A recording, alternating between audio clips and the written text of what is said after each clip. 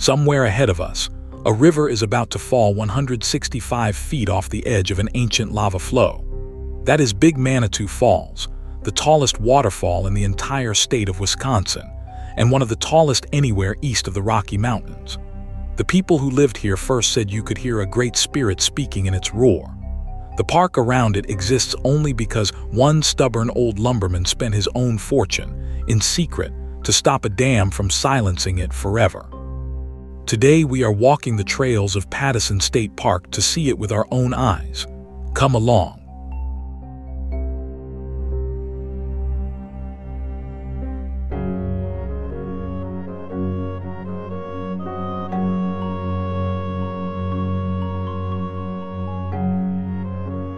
We are in the far northwest corner of Wisconsin, in Douglas County, about 13 miles south of the city of Superior. Superior sits at the very tip of Lake Superior, the largest freshwater lake on Earth by surface area, right across the harbor from Duluth, Minnesota.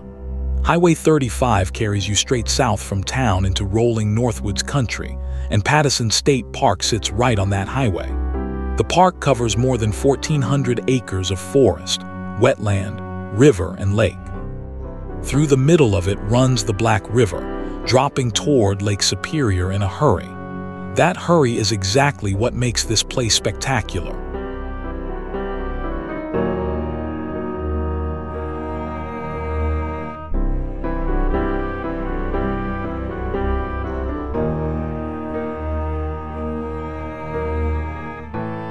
It is the 4th of October, and the Northwoods are deep into their autumn turn. The forest here is a mix of balsam fir, birch, aspen, and spruce, so the hillsides hold dark green all winter while the hardwoods flame out around them. The main day-use area sits beside a small lake, with stone and timber buildings that we will come back to later in the story, because they were built by hand during the Great Depression. From the picnic grounds, a footpath leads toward the highway and the falls beyond it. The air already carries a faint, steady rush of water. We follow the sound.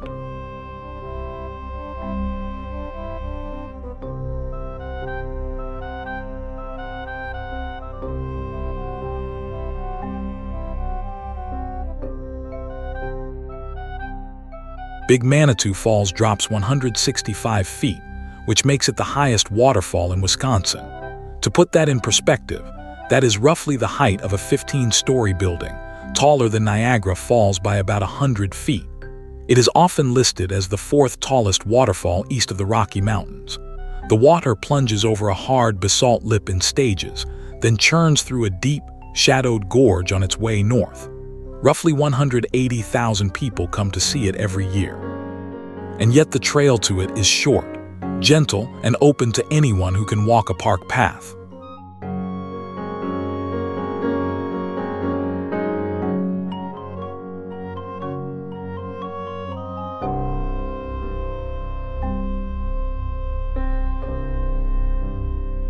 Here is a detail you do not expect at a great waterfall.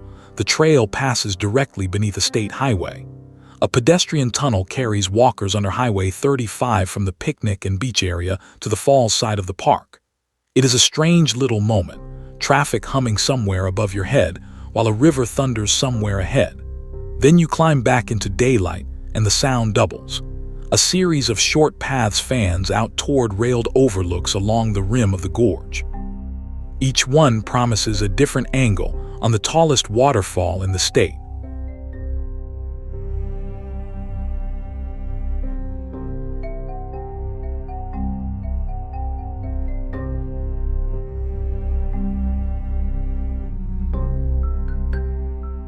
Look at the water itself, because the color is not a trick of the light. The Black River earned its name honestly. Its water runs a deep tea brown, sometimes described as the color of root beer. The stain comes from tannins, natural plant acids that leach out of the bogs, mosses, and forests that the river drains on its way here. It is the same family of compounds that darkens a cup of strong tea. This is a short river with a small watershed, so its mood swings with the seasons, roaring in spring melt and thinning in dry late summer. When it leaps off the falls, all that dark water shatters into white spray and copper-colored foam.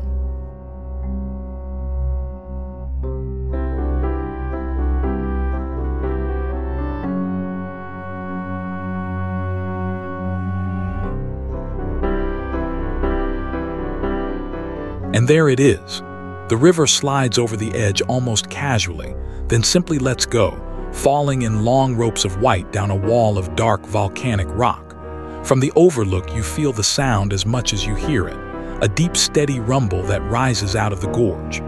Mist drifts up and catches in the trees clinging to the canyon walls. On an October day, the falls are framed in gold and rust-colored leaves. It is easy to understand why people have been standing at this exact spot, staring, for a very long time.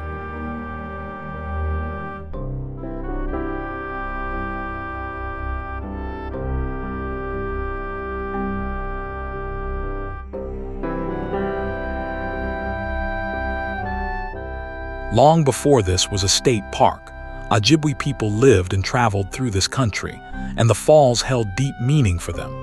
Tradition holds that they heard the voice of the Great Spirit, Big Manitou, in the roar of the falling water. The name given to this place reflected that presence, and it survives today in the name Manitou Falls. Manitou is a word for spirit or sacred mystery shared across Algonquian languages. Say the name out loud at the overlook, with the water thundering below, and the idea explains itself. Some places simply feel inhabited.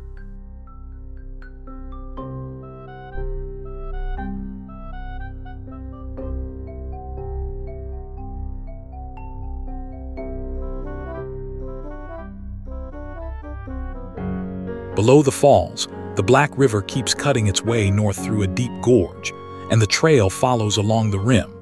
Through gaps in the birch and fir, you catch flashes of dark water working through the canyon far below. The walls here are sheer in places, which is why the park keeps walkers behind rails at the viewpoints.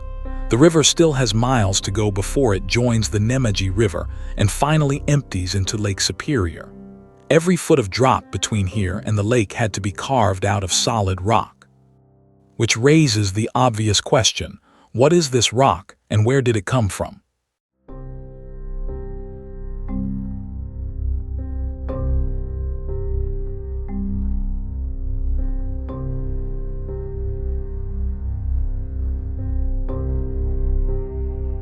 The dark rock under the falls is basalt, and it is almost unimaginably old.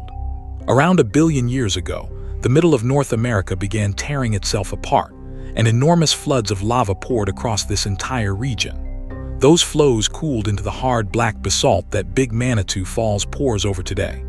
Ages later, shallow seas covered the land and buried the basalt under layers of sand and silt, which hardened into the softer, lighter-colored rock called Lake Superior sandstone.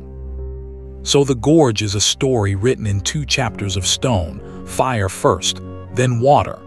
The river has been reading it backward ever since, peeling the layers apart.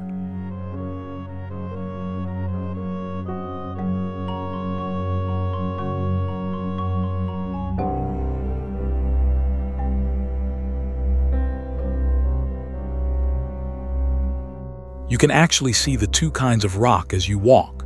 The basalt is dark, almost black when wet, broken into blocky ledges and sheer faces.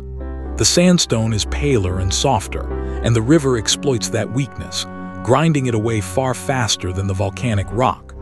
That difference in hardness is what builds waterfalls, a tough cap of basalt holding a cliff edge while everything downstream wears down and retreats. Big Manitou Falls is, in a sense, a billion-year-old lava flow refusing to get out of the river's way. The river, for its part, has nothing but time.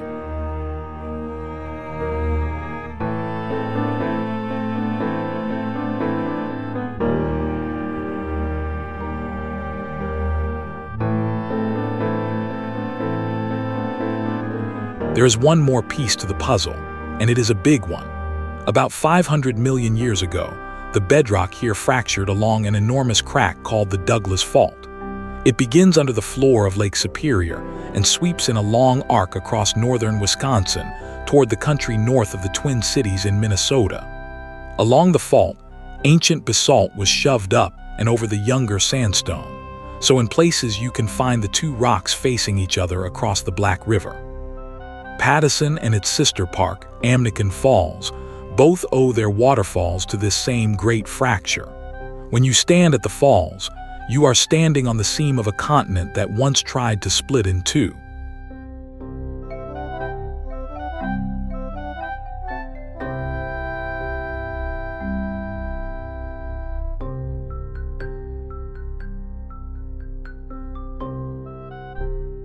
The trail bends away from the gorge and into quieter forest, and the roar of the falls fades to a whisper behind us. This is classic northern Wisconsin woodland, white birch trunks bright against dark conifers, the ground soft with fallen leaves. Pattison State Park protects more than 9 miles of hiking trails through country like this. It is remarkable habitat. Nearly 200 species of birds have been recorded in the park, along with more than 50 kinds of mammals. In October, the summer birds are mostly gone south, and the woods feel hushed and expectant. Winter is not far away up here.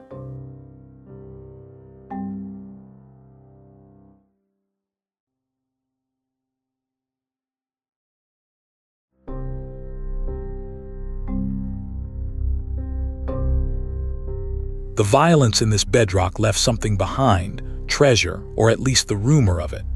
As the ancient rock fractured, mineral-rich fluids filled the cracks, and among those minerals was copper. Native people were the first miners here, working copper from this region thousands of years before Europeans arrived. When settlers came, they tried larger operations along the Black River, chasing veins in the old volcanic rock. The copper never paid off in a big way at this spot, and the diggings faded into the forest. But it was a miner and lumberman, a man who made his fortune pulling wealth out of the ground, who would end up saving this place.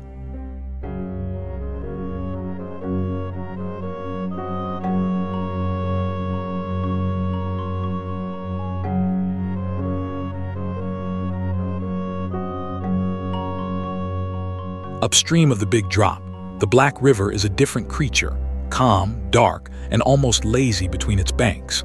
It is hard to believe this is the same water that explodes over the falls a few minutes downstream. The river runs only about 28 miles from end to end, gathering its tea-colored water from bogs and low forest the whole way. Somewhere up this valley is a second waterfall, Little Manitou Falls, a 30-foot drop with a story of its own for another day.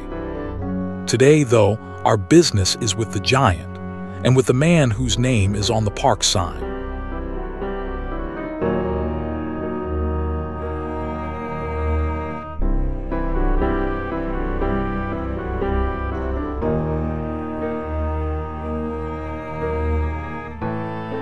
Martin Pattison was born in 1841 and grew up in the timber country of Michigan, where he went into lumbering as a common laborer and worked his way up.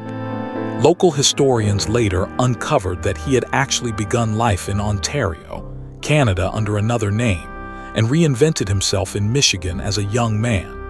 Whatever his beginnings, by the time he reached the head of the lakes, he was a force. He built a logging business right here on the Black River, in the country we are walking through now. He would go on to become one of the wealthiest and most prominent citizens of Superior, and late in life, he would make a decision that still shapes this landscape a century on.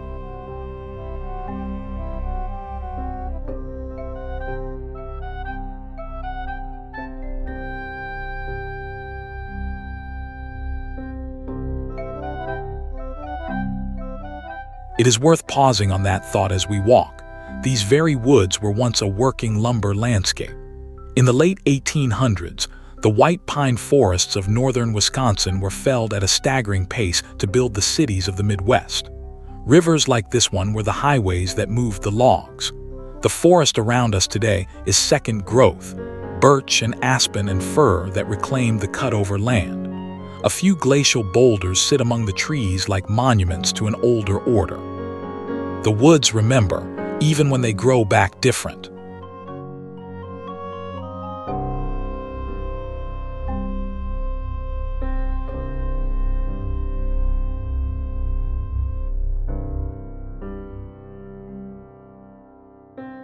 Pattison did not stop at timber.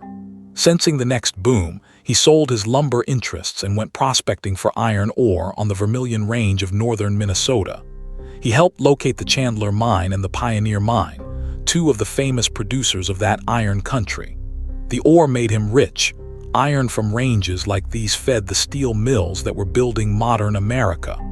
Back in Superior, he became a leading citizen, serving as county sheriff and then 3 terms as mayor. He built a 42-room Victorian mansion overlooking the bay, a home so grand it survives today as the Fairlawn Mansion Museum.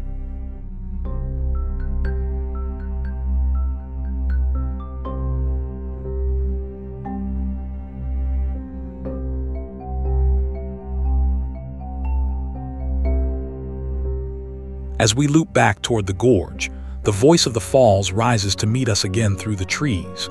It is worth remembering that this sound came very close to being switched off forever. In the early 20th century, falling water meant one thing to industry: cheap electricity. Waterfalls all across the region were being dammed, diverted, and put to work.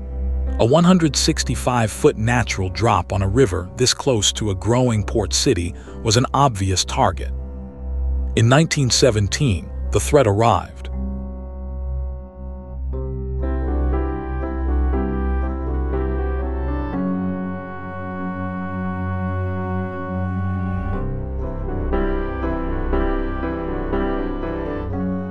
That year, Martin Pattison learned of plans to build a power dam on the Black River, a project that would have destroyed Big Manitou Falls.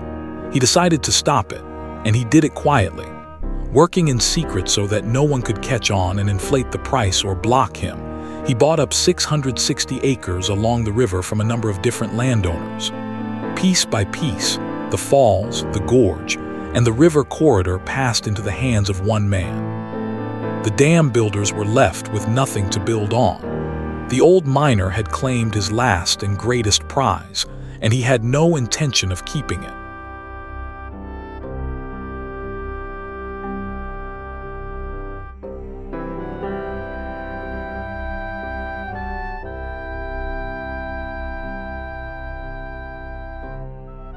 Stand at the railing and let the scale of that gift sink in.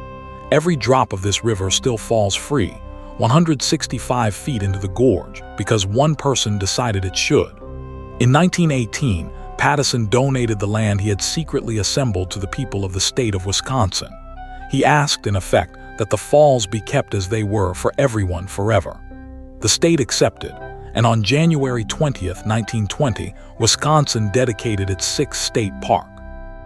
They named it Pattison State Park, for the man who paid to keep a river wild.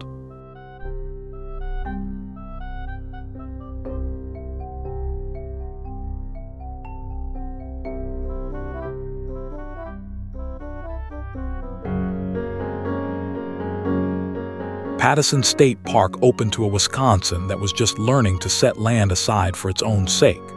The state park idea was young, and Pattison ranked among its earliest jewels, joining places like Devil's Lake and Interstate on the short list.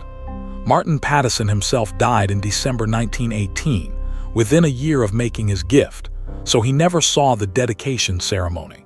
His widow, Grace, carried the family's legacy of giving forward in Superior. The park that bears his name protected the falls, but in those first years it was still a rough place, with few trails and simple facilities. The transformation into the park we are walking today took another crisis and another army of workers.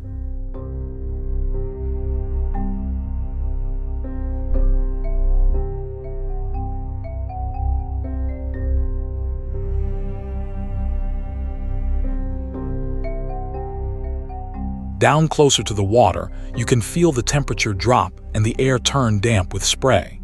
The river rushes past ledges and boulders, still carrying its root beer stain, still hurrying toward Lake Superior. Trails like this one, the railings, the stone steps, none of it appeared by accident. Almost everything that makes this park walkable was built by hand, by young men who came here during the hardest years of the 20th century. Their story is stamped into every stone building and every mile of path. It begins in the summer of 1935.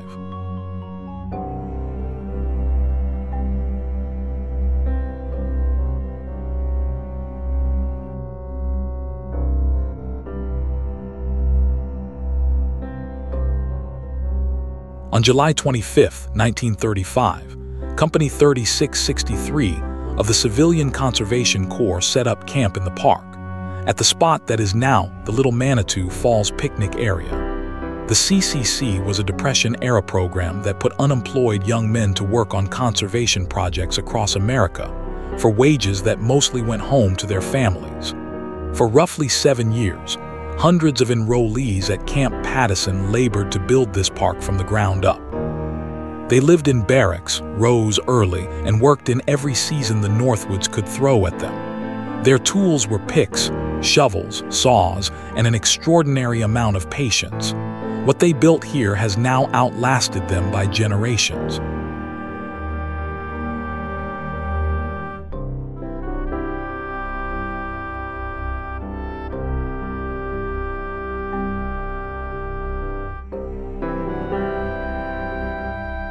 Walk past the park buildings and look closely at the walls. The CCC crews quarried local rock and chiseled it into blocks by hand, then raised the shelter building, the bathhouse, the nature center, and the old park office. The style is sometimes called rustic architecture, heavy stone and dark timber meant to look as if the buildings had grown out of the land itself. Nearly a century later, they are still doing their jobs, solid as the day the mortar set. The crews also laid out sewer and water systems, removed old roads, planted trees, and built 3 miles of foot trails. Some of the path under our feet right now is their work.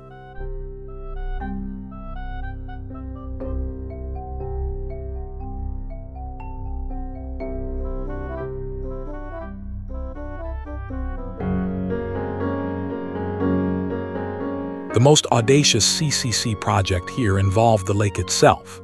Inter Falls Lake, the small lake at the heart of the day-use area, sits on the Black River between the two waterfalls, which is exactly what its name means.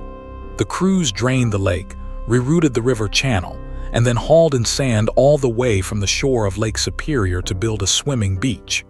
Imagine moving a beach, truckload by truckload, 13 miles inland.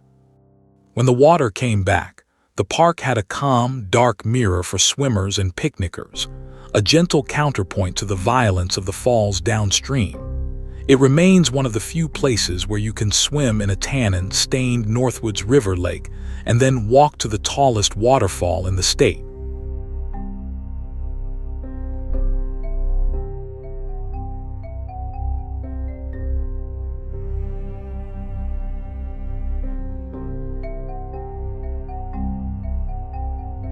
October may be the finest month to walk this park. The aspens and birches burn yellow and gold, the maples throw in red, and the dark spires of spruce and fir hold the whole composition together. The summer crowds are gone, and on a weekday you can have an overlook entirely to yourself.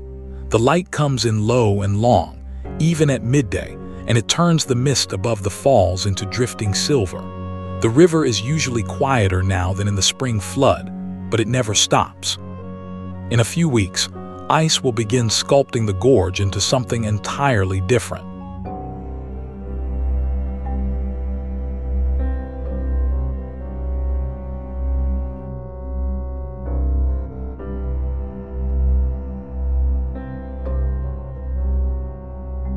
This is living forest, not just scenery. Black bears and white-tailed deer move through these woods, along with beavers working the quieter stretches of the river.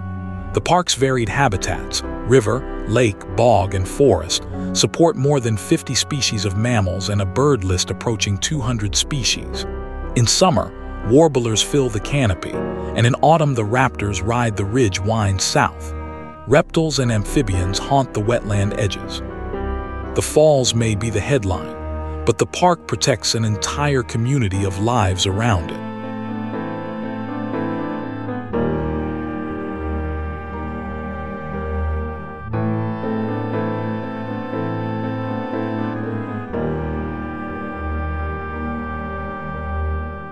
One more long look before we turn for home. It took 1 billion years of fire, flood, and fracture to build this waterfall, and it took one determined citizen to make sure it reached us intact. That is the strange arithmetic of conservation, geologic ages on one side of the ledger, a single human decision on the other. Everyone who stands at this railing today is collecting interest on a gift made more than a century ago. The river neither knows nor cares.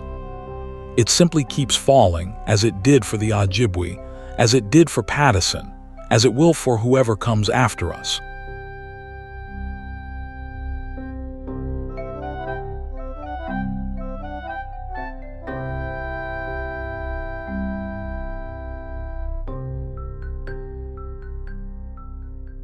Today, Pattison State Park draws visitors year-round, and it asks very little of them. The fall's overlooks are minutes from the parking area. The tunnel under Highway 35 makes the crossing safe, and over 9 miles of trails wait for anyone who wants more. Campers settle in under the pines. Swimmers use the Ccc-built beach on Inter Falls Lake in summer, and in winter the trails belong to snowshoes and skis. Upstream, Little Manitou Falls offers a smaller, quieter drop for those who keep walking. The stone buildings still anchor the day-use area like a village from another era. 100 years in, the gift still works exactly as intended.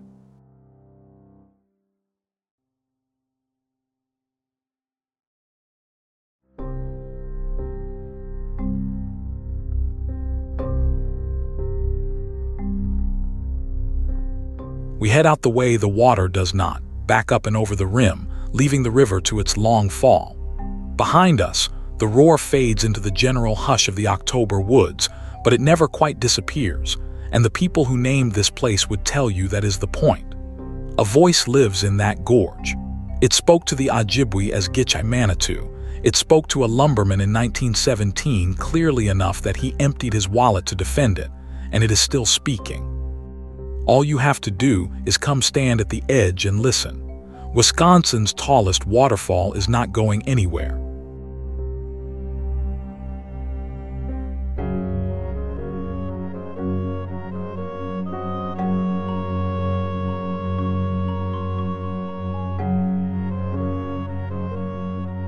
Big Manitou Falls, 165 feet of falling water at the top of Wisconsin, saved by a secret and built into a park by hard hands. If this walk moved you, the park is easy to reach, 13 miles south of Superior on Highway 35, and the falls are waiting just beyond the tunnel. Consider it your standing invitation to hear the voice in the water for yourself. Thank you for watching. Follow for more of the trails of the world.